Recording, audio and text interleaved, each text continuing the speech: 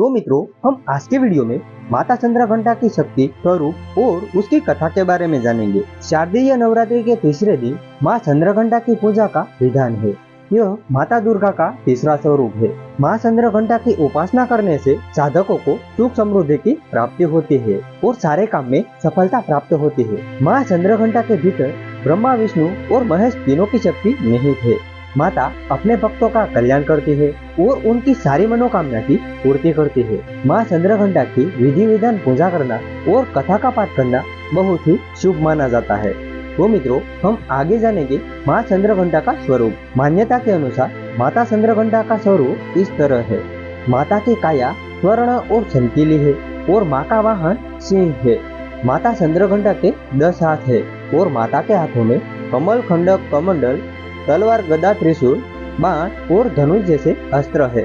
माता के कंठों में सफेद फूलों की माला रहती है और माँ के सिर पर रत्नों से जुड़ा हुआ मुकुट विराजमान रहता है। माँ चंद्रघंटा की मुद्रा युद्ध की मुद्रा है।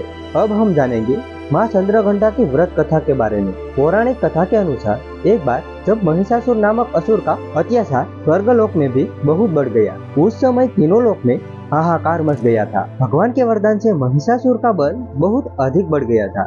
वह अपनी शक्ति का गलत प्रयोग करने लगा और वह चाहता था कि इंद्र की जगह वह खुद स्वर्ग पर राज करे। स्वर्ग का राज पाने में महिषासुर सफल हो गया और इसके अत्याचार से सारे देवता भयभीत हो गए। महिषासुर के आतंक से परेशान होकर सारे देवताएं ब्रह्मा जी के पास गए और उनसे सहायता मांगी। उस समय ब्रह्मा जी बोले कि अभी महिषासुर को हराना बहुत ही मुश्किल है, इसीलिए आपको महादेव की शरण में जाना होगा। उसके बाद सारे देवता सहायता के लिए शिव जी के पास पहुँचे। इंद्र ने सारा वृतांत महादेव को बताया। महादेव क्रोधित होकर बोले, महिषासुर अपने बल का गलत प्रयोग कर रहा है, इसी कारण से उसे दंड देना ही होगा। उस समय भगवान विष्णु और ब्रह्मा जी भी बहुत क्रोधित हो उठे और उनके क्रोध से एक ऊर्जा प्रकट हुई।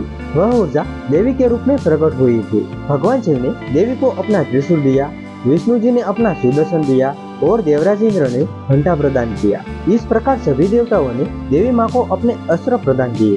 तभी माता चंद्रघंटा ने त्रिदेव के आदेश से महिषासुर को युद्ध के लिए चुनौती दी। शास्त्रों में निहित है कि कालांतर में माँ चंद्रघंटा और महिषासुर के बीच भीषण युद्ध हुआ था। इस युद्ध में महिषासुर माँ के सामने टिक न सका और उसका वध करके माँ ने तीनों लोग को उनके अत्याचार से बचा लिया। तीनों लोग में माँ के जय जयकार गूंजने लगे। वर्तमान में माँ के इस रूप की पूजा करने से भक्तों के सारे कष्ट दूर हो जाते हैं और सुख समृद्धि की प्राप्ति होती है। तो मित्रों, आपको यह जानकारी कैसी लगी कमेंट सेक्शन में बताना ना भूले।